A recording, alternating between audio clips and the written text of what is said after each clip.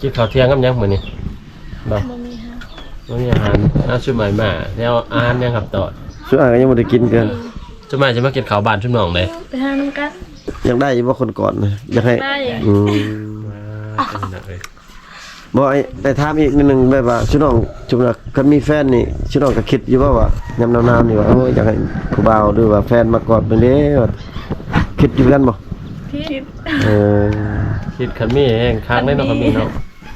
มาเล่นนำกันคุมื้อเราบ่จักยามหนาวพี่น้อง คิดอยากให้เขาเจ้ามากอดอืมอยากถามว่าชุน้องกันยังคือชุน้องว่าโสดเนาะชุน้องก็ยังเปิดใจให้ FC หรือว่าให้หนุ่มโสดจีบอยู่บ่ มันเปิด ฮะ เปิดใจคือเก่า เปิดใจคือเก่าอยู่บ่เนาะ เปิดมานี่ประมาณ2ปีแล้วพี่น้องเอ้ย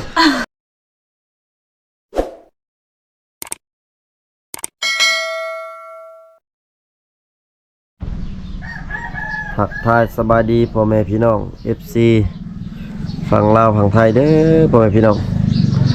การยินดีต้อนรับ FC เข้าสู่ช่องบ่าวผู้ไทยคือเก่าเนาะพี่น้องเนาะมื้อนี้บ่าวผู้ไทยเดินทางมากับบ่าวไก่พี่น้อง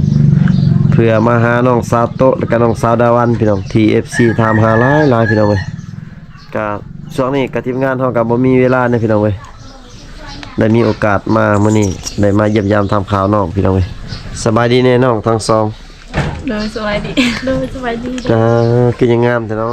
ะ มาเจอเลย มารอบนี้ก็ยังงามคือเก่าเนาะ งามพี่น้องเอ้ย พี่น้องมาตามคำขอของ FC เพราะว่า FC เพิ่นไทม์ไลน์พี่น้องเอ้ย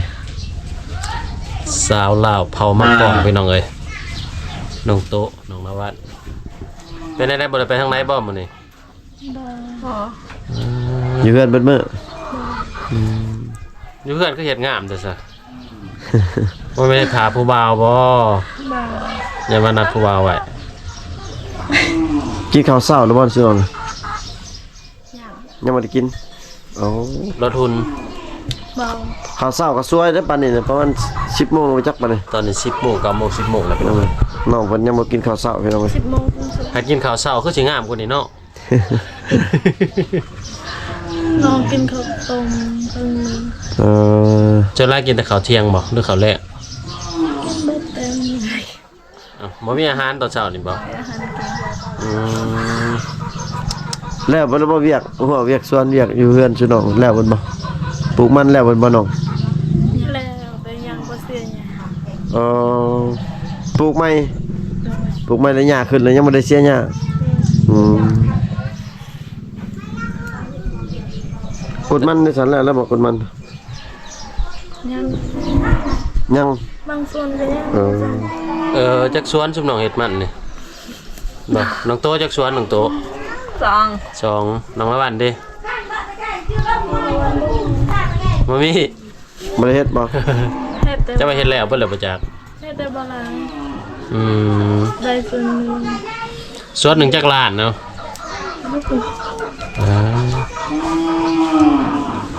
เพราะว่าราคามันกำลังขึ้นพี่น้องเอ้ย กิโลเท่าไหร่แล้วอยู่บ้านน้องเขา โอ้ ซื้อ บ่ได้ขาย มีแต่พ่อแม่ไปขายอืมโดนละช่วยบ่ได้มาเป็นจังไดยังโสดยังซิงอยู่บ่หรือว่าใดๆหรือว่ามีสู่มีแฟนหมดแล้วน้องซาโตะยังโสดไปเลย ว่าประมาณ 3-4 เดือนเนาะบ่ได้มาเนาะ แม่น3-4 เดือนเลยพี่น้องดนเลยพี่น้องเว้ยหลายเดือนเติบเลย เป็นอะไรก็โสดซุมน้องอันนั้นบ่ตั้งบ่ได้ล่มไผบ่หรือว่าบ่มีคนล่มตอนนี้ บ่มีเงิน มีคนลม บ่เป็นเลือกหลายบ่บ่ได้เลือกแต่บ่มีคนล่ม แต่ละมื้อแต่ละคืนนี่บ่มีบ่ผู้บ่าวมาลมอยู่เฮือนบ่มีบ่มีอยู่บ่ บางมื้อก็มี เออผู้บ่าวมาแต่ใช้บ้านได้เขาจะเอามาแต่บ้านนี่ส่วนหลาย ผู้ว่าทางใดส่วนใดก็เข้ามา มันใกล้ๆกัน อยู่สิโปนมีบ่ บ่มี เมืองนองมีบ่ มีแต่เมืองนอก เมืองนองอยู่ในเมืองก็มีเนาะบางคนก็มีเนาะบางคนเนาะแต่สำหรับบางคนก็บ่มีบางคนก็มีพี่น้อง เองตามเนาะจะถามเบิ่งในตอนหน้าพี่น้องเอ้ย แม่น ผู้บ่าวบ้านเดียวกันนี่เขาเจ้าบ่ล่มบ่คือสาวบ้านเดียวนี่ บ บ่ เออแปลกเนาะเฮาได้เนาะ แม่น หรือว่าเป็นอะไรเห็นหน้ากันคู่มือบ่หรือจังได๋ เห็นหน้ากันคู่มือ แล้วก็บ่อยากล่ม บ่กล้า บ่กล้า บ่กล้าล แฮ ง งดีแหล้วเนาะบ้านไกลเฮือนเคียงแนวนี้ขับมาก็ปุ๊บปั๊บโหลดขึ้นเฮือนโหลดสบาย คือชุน้องนี่ก็ผู้บ่าวขึ้นมาก็เข้าลบในห้องคือก็ได้คือเก่าเนาะ ได้ไป คือจบคืองามแท้เนาะ ชุน้องคืองามขึ้นมาชุน้องเฮ็ดหยังมาแต่ละมื้อบ่ได้เฮ็ดเวียกบ่ด้วยนี่ เฮ็ด เฮ็ดคือกัน ออกสวนคือยังงามเนาะออกเฮ็ดเวียกซั่นนี่เนาะ เฮ็ดเวียกตากแดดตากลมเลยพี่น้องเอ้ยทางนี้เขาเจ้าเฮ็ด ชุน้อง นักสมควร ขาชุน้องเป็นหยังคือว่าเอาแพรปกนี่ชุน้องเป็นหยังเนาะ จะนำไปส่งสั่ง ฮะ ใส่ส่งค่าสั่ง บ่แม่นขาบาดขาหยังบ่ นุ่งส่งข้าสันในเอาแพร่ปก เปิดบ่ดูหั่นบ่แม่นบ่แม่นใช่บ่ขาสั่นเนาะยังบ่แม่นติลงเบิ่งหน่อยหนึงฮะ แม่ เอาลงเบิ่งฮะแม่นบ่ล่ะแม่นใส่บ่ได้แม่นนะโอ้ มาผู้ไทยสำรวจกันพี่น้องเอ้ย สำรวจเบิ่งน้องซาโตะก็แม่นบ่ใส่ขาสั่นบ่ อยากคล้ายๆกันเนาะ พี่น้องเอ้ยน้องเพิ่นใส่ขาสั่นก็เลย IFC เพิ่นว่าย่านขาน้องๆเพิ่นดำเพิ่นว่า ตากแดดได้แต่ยานค้าละมันบ่อยากโชว์เพิ่นว่า ปกไว้พี่น้องโอ้รุ่นนี้ใหญ่เด้อพี่น้องเบิ่งขาก็ใหญ่เด้อน้องเนาะ โดย ขนาดขาใหญ่มันยังกระโตยังใหญ่น้องเนาะ โดย โอ้เบิ่งน้องสาดาวันแบบหุ่นเต็มๆน้องซาโตะก็ได้ตอนแรกชุน้องบ่ได้อันไปเฮ็ดเวียกบ่ตอนแรก มันอยู่เหือนเลยอยู่เหือนบนมือ ยืนเบิดมื้อเลย พักพรมื้อนี้เนาะชุดน้องยักปีแหละปีนี้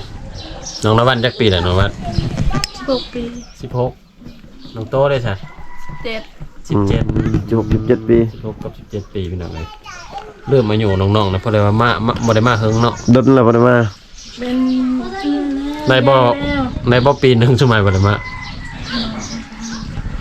ใหญ่แล้วเนาะ 3 เดือนเนาะเจ้าน่ะก็เป็นสาวเต็มสาวเลยเด้เป็นสาวเลยบ่นี่ สาวแล้ว เป็นสาวแล้ว โดย เอาผัวนี่ได้แล้วบ่ซั่นนี่ ได้ ได้เนาะ ได้เนาะ เออ คิดว่า18 19ปีหรือ20ปีเป็นสาวบ่แม่นเนาะอันนั้นเขาสาว 14ปี สมมุติว่า 34 ปี คัน18 ปีขึ้นไปเพิ่นสาวหยังสาวเฒ่าบ่18ปีขึ้นไปสาวเฒ่า แม่น โอ้ แสดงว่าถ้า18หรือ20ปีขึ้นไปแล้วแม่นเป็นสาวเฒ่าแล้วเอาผัวยากกันบ่ยากได้ผัวเป็นจังได๋ เขาว่ามาเท่าแล้ว ย่า ซ้ำนี่เฒ่าแล้วเนาะ โดย ตัวบ่ไหวดอกวันนี้พี่น้องเอ้ยซ้ำนี่ต้องเฒ่า 17ปีว่าเฒ่าป้าพี่น้องเอ้ยแม่นแหละคือว่าเฮาไปหลายแต่ละเขตแต่ละท้องถิ่นเนาะ แม่น พระเจ้าเอาผัวไว้หรือว่าแต่งงานไว้พี่น้องเอ้ย ประมาณ13-14ปีนี่เขาเจ้าจะเอาผัวแล้ว แบบเร่งด่วนนะเขาเจ้าเฮ็ดคันว่าเอาลูกเอาแต่ยังน้อย แต่ว่าเรื่องอัตราการเป็นห่างเป็นหมายก็หลายเด้บ่ แม่ ให้ น เพราะว่าแบบลักษณะสิว่าจะได้เห็นกันใหม่ๆแหละ เอาเลยเนาะ แต่งงานกันเลยหรือว่าเอากันเลยพี่น้องเอ้ย สาวยังนะสาวไม่ห่างนะยังอยู่บ่ เอาพวแล้ว เอาผัวบันได้ บ้านเราใหญ่เอาพวบ้านเราใหญ่เลย อ๋อ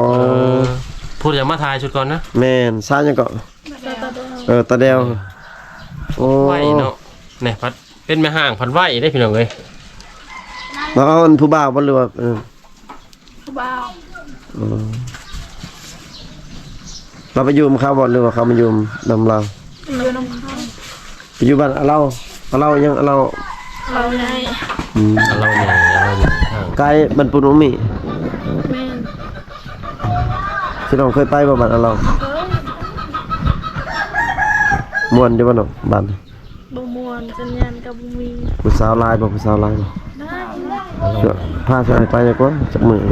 ไปหาไปหยอกบุกผู้สาว เขาบ่ได้กี่คุยตีผู้สาวบ้านนะเนาะบ่ได้กี่คุยคือจุ่มหนองเหรอ บ่ฮู้ พี่น้องบ่ได้ไปเยี่ยมยามน้องสาวเวียงบ่ บ่ เราก็บ่ได้มาเลย มันไกลกันเนาะ แม่ ใกล้กันเติบได้อยู่เอาเราเอาไหนเอาเราเพาะพุ่นบ่เอาเราพะล่องบ่ แม่ไกลเติบพี่น้องเอ้ยก็หลังจากน้องสาวเวียงเพิ่นกลับแล้วก็บ่ได้มาเลยพี่น้องบ่ได้เยี่ยมยาม แต่ละมาแล้วบ่ได้มาพี่เลยบ่ บ่ เออ ทางทีมงานเฮาก็บ่ได้ไปถ่ายนอกเลย เส้นทางมันไกลพี่น้องเอ้ยประมาณ30 กิโลหรือ40คนไปจังเนาะ เส้นทางกับเส้นทางแบบไปยากพี่น้องเอ้ยบ่แม่นว่าเส้นทางคือมาบ้านน้องๆนี่อันคือถ้ามาบ้านน้องๆนี่ก็ถือว่ามาตลอดอยู่เพราะว่าเส้นทางสะดวกสบายต่างแต่เป็นขี้ฝุ่นเนาะ แม่นขี่พุ่นง่ายตลอดพี่น้องเอ้ยเดินทางมาโอ้ยเช้านี้กันนะ ใบไม้จะเปลี่ยนสีคือเขาว่าพุ่นแหละ จะต้องไปหาอยู่หากินไปหาแนวอีหยังมากิน เดี๋ยวนี้คือปัจจุบันยามนี้ ไปหาเก็บหอยหา เก็บหอยมีแต่เก็บหอย งมหอย และเฮ็ดหยังอีกหาสอนเคยบ่ เคยไปหาซ่อน สอน สอนลูกหัวกนี่ยังบ่เรือว่าเบิดแล้วยามนี้ บ่มีอันนี้ไม่ได้ เบิดยามมั กุ้ น ง เบิดยามแล้ว มีแต่กุ้งกับหอย หลายบ่หอยนะกุ้งนะพระได้กินอยู่ติคันว่าเฮาไปกลางยามเว้นนี่ได้พอได้กินอยู่บ่ หอยน่ะมีแต่กลางคืนบ่มันออกนะบ่ได้แต่กลางคืนบ่หาหอยน่ะ ต้องเว้นก็ได้แต่มันบ่ล่ะ กลางคืนเนี่ยเต็มที หอยยังหอยสลี หอยปักกวาง กว้างซะได้เนาะซ้ำมันในปากมัน ซัมปักเนาะ ปลาสับปังซ้ำหอยกับหอยปากกว้างพี่น้องโอ้ว่าไปตายอยากไปอยู่คันมันลายนี่ยันมันบ่ได้ไปกันจน มันแดดนะเนาะ แม่น ช่วงนี้อากาศร้อนนะพี่น้องเอ้ยถือว่าทางชนบททางนี้บ่แม่นว่าอากาศหนาวคือแต่เก่าช่วงที่ว่าอากาศหนาวก็บ่ได้มาเยี่ยมยามน้องๆเนาะ แม่น คือสินอนหนาวอยู่เนาะ หนาว บ่อยากมีคนกอดว่า บ่มีคนกอด สมมุติว่ามีได้ซะอยากได้บ่คนกอดนะอยากให้ ได้ อืม เป็นจังได๋เอ้ย บ่ไอ้ถามอีกนิดนึงแบบว่าชุน้องชุน้องคันมีแฟนนี่ชุน้องก็คิดอยู่ว่ายามหนาวๆนี่ว่าอยากให้ผู้บ่าวหรือว่าแฟนมากอดไปเด้ว่าคิดอยู่กันบ่ คิด เออ คิดคันมีแห้งค้างได้เนาะคันมีเนาะมาเล่นนำกันคุมมื้อเราบ่จักยามหนาวพี่น้อง คิดยังมีคิดอยากให้เขาเจ้ามากอดอืมอยากถามว่าชุน้องกันยังคือชุน้องว่าโสดเนาะชุน้องยังเปิดใจให้ FC หรือว่าให้หนุ่มโสดจีบอยู่บ่ มันเปิด ฮะ เปิดใจ เปิดใจคือเก่า เปิดใจคือเก่าอยู่บ่เนาะ เปิดมานี่ประมาณ2 ปีแล้วพี่น้องเอ้ย แต่ยังบ่มีเนาะ ยังบ่มีคนมาจับมาจองอยู่ ทางทีมงานเฮามาก็เป็นปีพุ่นล่ะพี่น้องเอ้ยแต่ว่ายัง แม่น ยังโสดคือ ค่า เก่า น้องแพงบ่ชุมน้องบ้านน้องนี่บ่แพงเท่าไหร่น้องโตเท่าไหร่ 30คือเก่า 30บาทคือเก่า 30ล้าน น้องละวันได้ซะ 5ล้านก็ได้ สาวหาลุดลงมาอีกลุดลงซาโตะ สาวหาละ นุ่นเลยเด้บ่มีมัก เอ มา อ 30บ่มีคนมักเลย ลดลงอีก ลุดอีก เอาอย่างว่ามันต้นขึ้นนะขึ้นน้ำมันต้นราคามันต้นดิซะอ่า ลุดให้เนาะ ให้เขาบ่มัก เออ รวมๆกับประมาณ50,000 บาทพี่น้องเอ้ย เอาราคาถึกๆแล้วก็ให้เขาเจ้ามากก็ดอกแพงเนี่ยเขาเจ้าบ่มากเพิ่นว่า การชมเวลาคันแบบเขาแต่งกันแท้นี่ฮอดบ่ประมาณ20ล้านคันเขามีงวดมีขวายหยังนะ บางคนก็ฮอดบางคนก็บ่ฮอด อื โอ้ ม ยิงตามทางฝ่ายชายเนาะคนมีคนบ่มีพี่น้องเอ้ยคันบ่มีแต่แท้ได้ประมาณเท่าไหร่เขาให้กันกันว่าคนบ่มีแต่งกันนี่ นั่น ล้านหนึง ล้านหนึง โดย โอ้ ล้านหนึงหาล้านนี่เนาะ ประมาณ 1,000-2,000นี่ แต่ว่างอกขวายนี่ต้องมีเห็นบ่ มีเฮ็ด เฮ็ดที่เฮ็ดเนาะคันบ่มีงวดมีควายได้แบะได้บ่ แม่ก็ได้ หมูได้อยู่บ่ บ่ได้ หมูบ่ได้บ่ แบะตัวหนึงกับเงินหาล้านก็ได้เด้อพี่น้องเอ้ย หากบ่มีค้ำเนาะเฮ็ดซุมน้องบ่มีที่ค้ำ บ่มีบ่มี บ่มีคำอีกสมมุติว่าช่วงเขาเจ้าอยากแต่งอยากได้2คนอยากได้เมียชุดเนาะอยากได้น้องดาวันเนี่ยได้น้องโตะเนี่ยผัวผู้เดียวนี่เขาแต่งก็ได้บ่ ได้แต่บ่มัก แต่ว่าได้อยู่เนาะแต่ว่าคือชุดน้องนี่บ่มักแบบนั้นเนาะแต่ว่าสามารถเอาได้ แต่ก็เอาได้แต่ว่าซุมน้องแหละบ่มักแบบนั้น แม่นๆ ต้องมักของไผของมันเนาะ แม่ เวลาหนาวจนสิยากกันกอดพี่น้องเอ้ยกินข้าวเที่ยงกับหยังมื้อนี้บ่ บ่มีฮะ บ่มีอาหารชุดใหม่มาแล้วอาหารยังครับต่อ ชุดอ่านก็ยังบ่ได้กินกัน จะมาจะมากินข้าวบ้านชุมน้องเลย ไปหาน้ำกัน ไปหาใช้อยู่ป่าบ่ หายังมียังไหนมะฮงมีบ่มีมะฮง บ่มี บ่มีย่ำนี่นะเห็นได้แล้วฉันบ่ใช่ บ่มีวงหงนะฮักมีอยู่ที่แถวบ้านน่ะเขาขายเขายัง มีบ่คนขาย เขาไม่มีหาพี่ที่นนเตะอันโดนเป็นแกอัน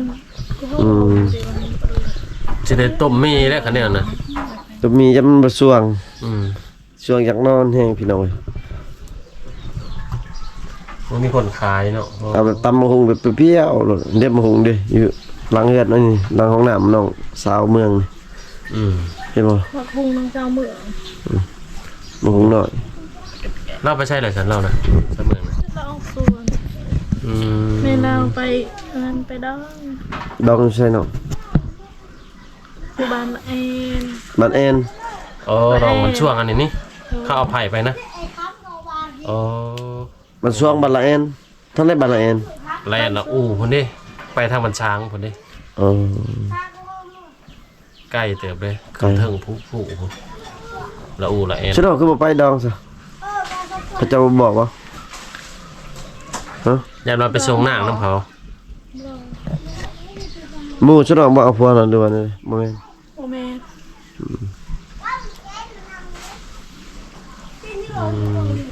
พระเจ้ากินหยังดอง งัว จนได้กินงัวเนาะ อืม จักโตเป็นโตเห็นปะตัวหนึ่งเฮ็ดจุ่มเราในชวนร้ายผู้ยิ่งในแตงเลยเมื่อเฮือนผัวเบิ่นเนาะ แม่ มุ้ยไผแบบอยู่สูเนาะเพราะว่าผู้ชายเลี้ยงพ่อเลี้ยงแม่พี่น้องเอ้ย ฉันเอา นี่ขอเฮือนเบิด แบบบ่เคยบ่แบบเอาผัวแบบมาอยู่นำพ่อนำแม่สิเนาะสนองบ่เคยบ่มีแต่ผู้สาวนี่ไปอยู่นำผัว แม่ เออ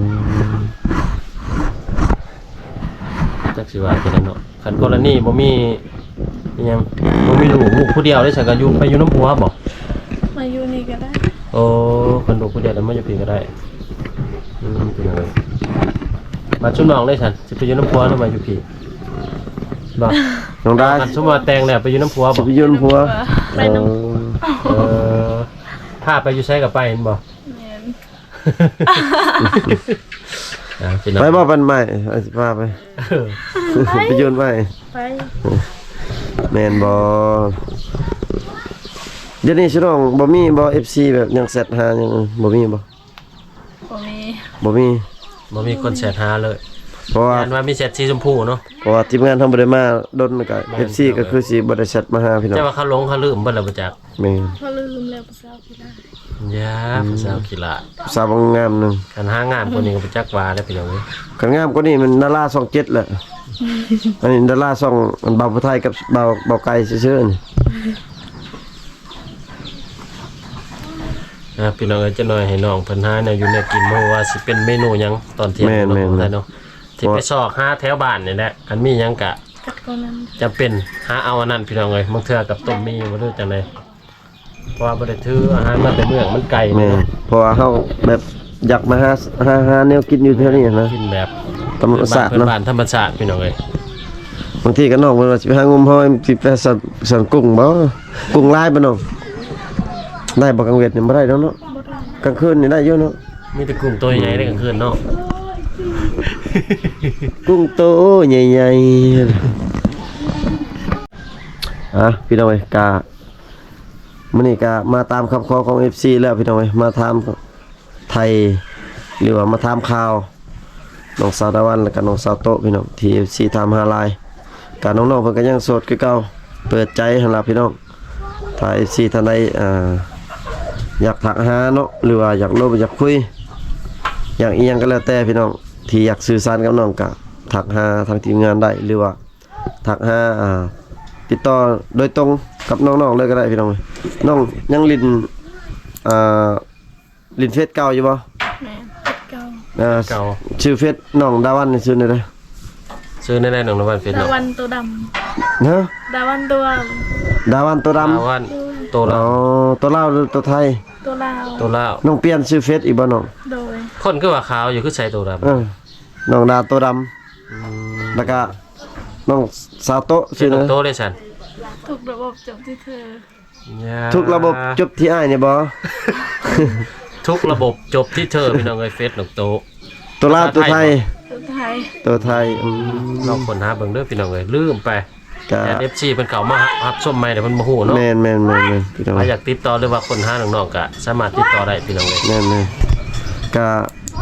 คลิปนี้กะสิปิดไว้แล้วก็สิได้ล่าน้องเพิ่นกลับบ้านกลับซองก็พี่น้องเว้ยอยู่ดีมีแฮงเบิดสุขสุขคนพี่น้องอีแฮงรวยๆบ๊ายบายแน่น้อง